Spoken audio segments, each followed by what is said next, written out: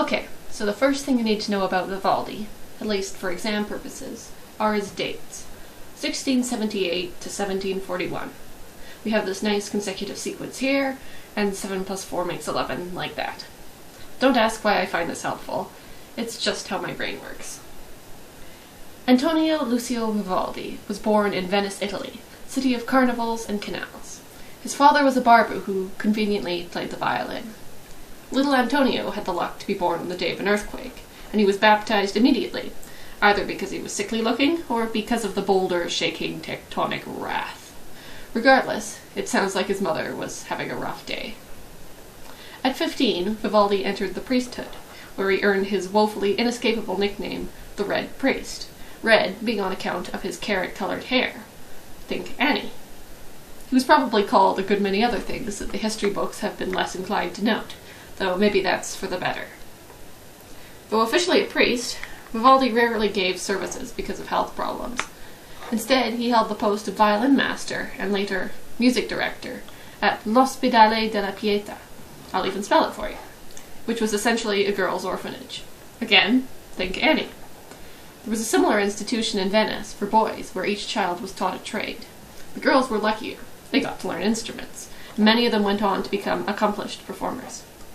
On top of his teaching duties, Vivaldi composed new music for the girls to play, mostly sonatas for basso continuo, concertos, oratorios, and 98 operas, though he might have been exaggerating on that last one. Not all his music was for his students, however. He also found ample time to take commissions. In fact, when he was laid off by l'Ospedale, he supported himself just fine for a year until they changed their mind and requested him back. Although Vivaldi wrote in multiple genres, it was through the concerto that he left the biggest impression. He helped establish the three-movement fast, slow, fast form, and increased the virtuosity in the soloist part. Vivaldi himself was known as a splendid violinist, so the majority of his 500-plus concerti are for violin. When this got too boring, he would simply add a second, or third, or fourth violin part. That being said, Vivaldi was by no means exclusive. He also wrote concerti for cello, bassoon, clarinet, oboe, flautino, flute, harpsichord, horn, lute, mandolin, recorder, trumpet, viola d'amore, chalumeau, viol à l'anglaise, timpani, organ, trombone da cajilla, theorbo, and piccolo violin, an instrument which was probably just as bad an idea as it sounds. That's a lot of customers, so in order to let as many people on stage as possible, Vivaldi wrote for as many as 14 soloists at once, not counting the orchestra, making it easy to have a real party up there. Unfortunately, most of Vivaldi's concerti have fallen into relative obscurity and are now rarely performed, the exception being his ubiquitous Four Seasons. Along with the other 8 violin concerti in the Il Cimento set, they were one of Vivaldi's greatest successes.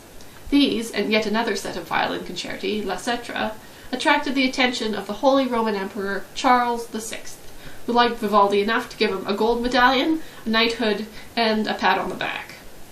Times were difficult in Venice, so, eager for more, Vivaldi packed up and moved to Vienna to join the emperor, evidently hoping for a post at the imperial court. Unluckily, Charles VI died very suddenly after the composer's arrival, apparently from eating poisonous mushrooms, though I'm sure it wasn't his fault. The emperor's death was inconvenient for more than just Vivaldi. It sparked the War of the Austrian Succession, which lasted for the next 8 years. Without his anticipated royal support and income, Vivaldi followed in the emperor's footsteps and died shortly after. He was buried cheaply at St. Stephen's Cathedral, where, coincidentally, the young Joseph Haydn was just beginning his musical career working as Kapellmeister. But that's another story.